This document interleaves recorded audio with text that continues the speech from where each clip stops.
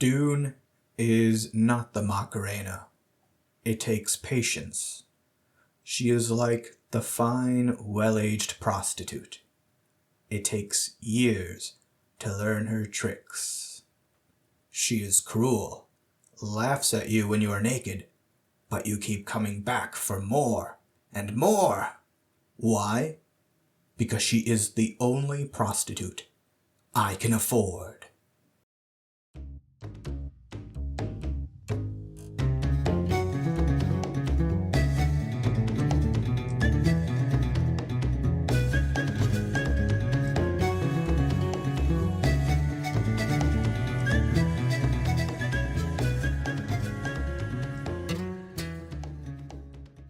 Man, I wish I'd made this video after my second read of Dune.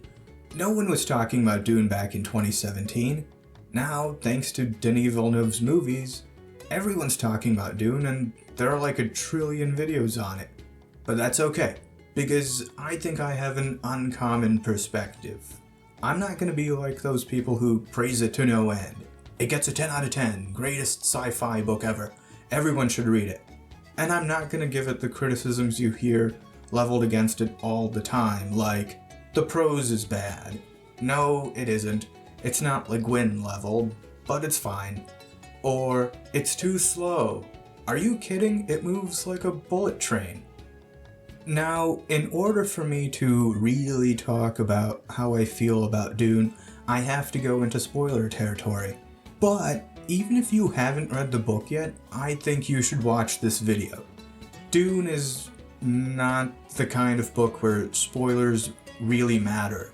I mean, if I were to reveal the ending of, say, Murder on the Orient Express to someone who didn't know how that book ends, I would feel terrible. Dune isn't that sort of book.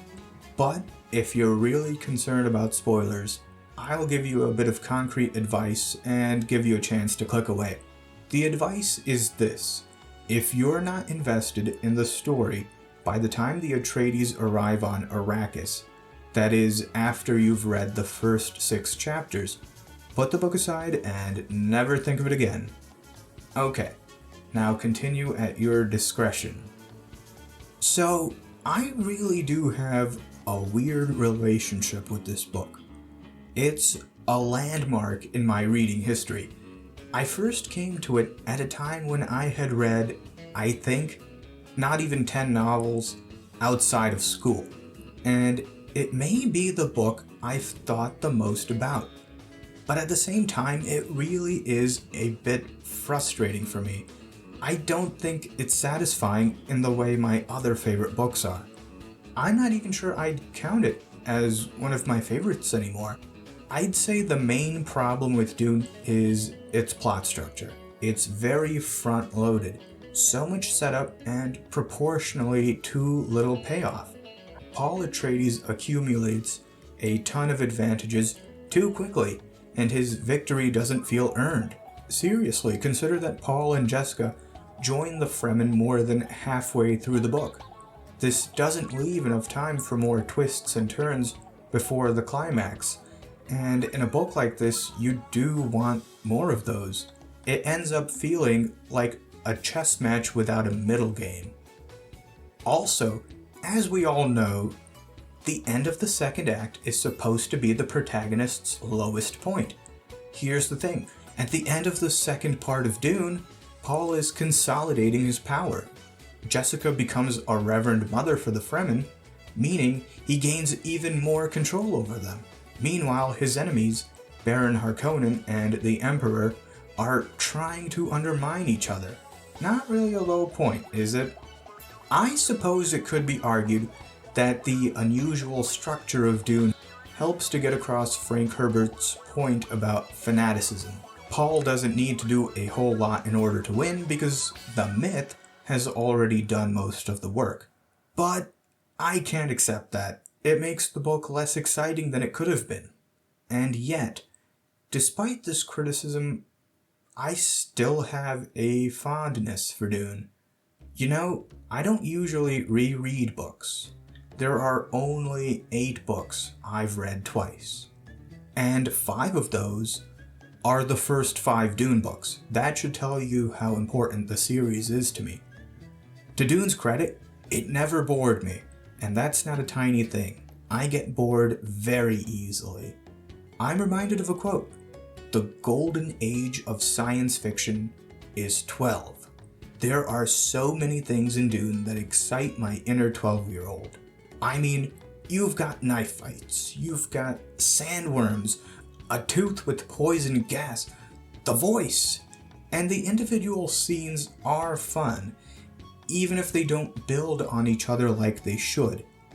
For example, the scene where the Atreides host a banquet for some of the important people in the capital of Arrakis, and Paul and Jessica figure out that some of their guests are Harkonnen agents. None of these people come back. In a better novel, they would have had some significance later down the line. Wasted potential, man. It's the wasted potential that just exasperates me. But whatever, the scene is fun to read. And of course, Dune touches on so many topics and themes: religion, politics, environmentalism, existentialism. And because of its wide reach, it's a book that, if you come to it at the time in your life that I came to it, late teens, early 20s, a time when you're particularly impressionable and still developing the lens through which you view the world, it can have a considerable impact on the way you think. If I had to say what I think the main point of Dune is, I think it's that you should be aware of your unconscious impulses, not necessarily for the purpose of denying them, but to understand your true motivations. I thought I'd end the video by reading one of my favorite parts, the very end of the second section. He held himself poised in the awareness, seeing time stretch out in its weird dimension, delicately balanced yet whirling, narrow yet spread like a net gathering countless worlds and forces, a tight wire that he must walk, yet a teeter-totter on which he balanced. On one side he could see the Imperium, a Harkonnen called Feyd-Rautha, who flashed toward him like a deadly blade, the Sardaukar raging off their planet to spread pogrom on Arrakis, the Guild conniving and plotting, the Bene Gesserit with their scheme of selective breeding. They lay massed like a thunderhead on his horizon, held back by no more than the Fremen and their Muad'Dib, the sleeping giant Fremen poised on their wild crusade across the universe. Paul felt himself at the center, at the pivot where the whole structure turned, walking a thin wire of peace with a measure of happiness, Chani at his side. He could see it stretching ahead of him, a time of relative quiet in a hidden siege, a moment of peace between periods of violence. "There's no other place for peace," he said. "Usul, you're crying," Chani murmured. "Usul, my strength, do you give moisture to the dead?" "To whose dead?" "To ones not yet dead," he said. "Then let them have their time of life," she said. He sensed through the drug fog how right she was, pulled her against him with savage pressure. "Sihaya," he said. She put a palm against his cheek. "I'm no longer afraid, Usul. Look at me.